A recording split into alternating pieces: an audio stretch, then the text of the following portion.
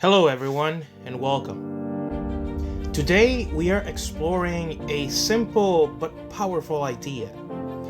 Data does not exist to judge us, it exists to guide us.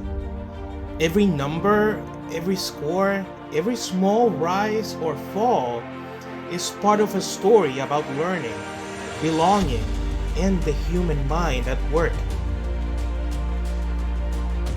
In schools where data feels heavy, meetings become quiet, shoulders slump, and creativity hides.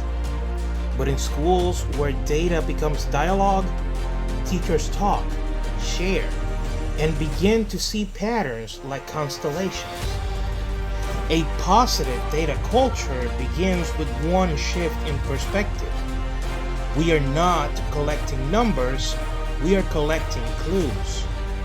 Clues about how our students think, what they dream about, and where they might need us most. At my school, we celebrate those clues. Pep rallies, monthly assemblies, and family awards remind students that growth counts as much as greatness. The message is clear. Every child's progress is worth noticing, worth naming, and worth cheering. When we approach data with curiosity instead of fear, we free teachers and students to experiment.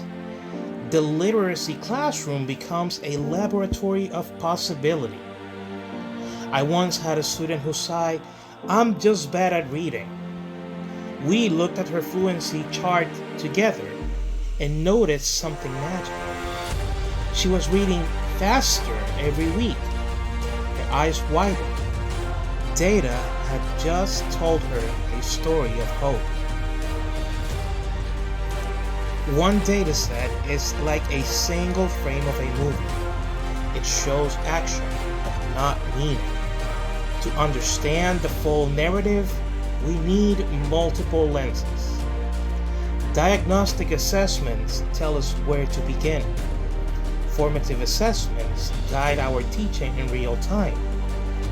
Summative assessments celebrate the journey's end. When teachers compare them side by side, patterns emerge. Sometimes the quietest student holds the biggest leap.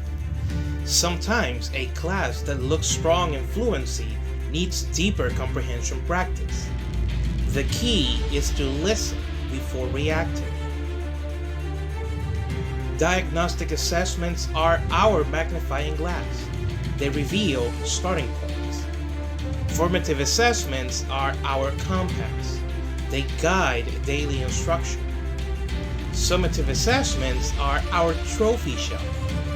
They help us celebrate mastery and design what comes next. In my 6th grade class, diagnostic data once showed fluency gaps. So we built daily read-alouds into our routine.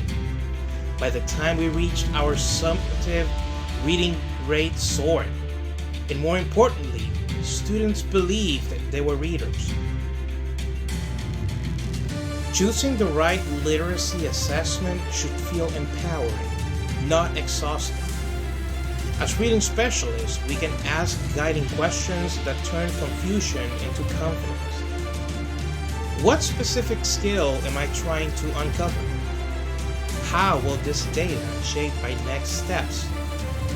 Is this assessment culturally and linguistically fair for my students?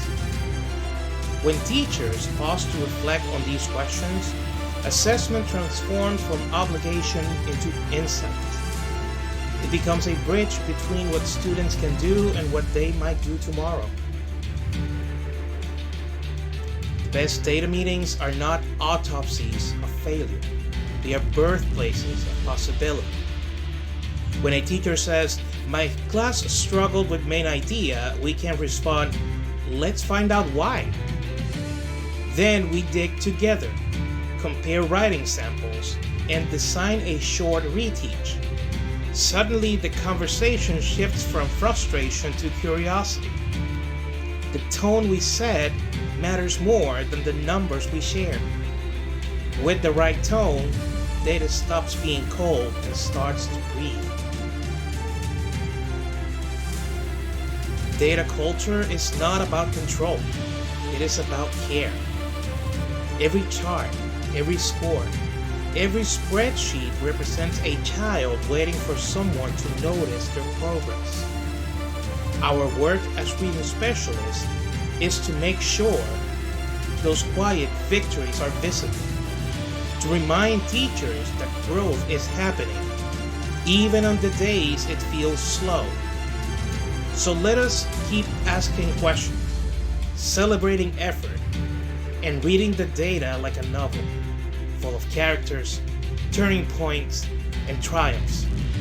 Because when we turn numbers into stories, we give learning a voice. Thank you for watching.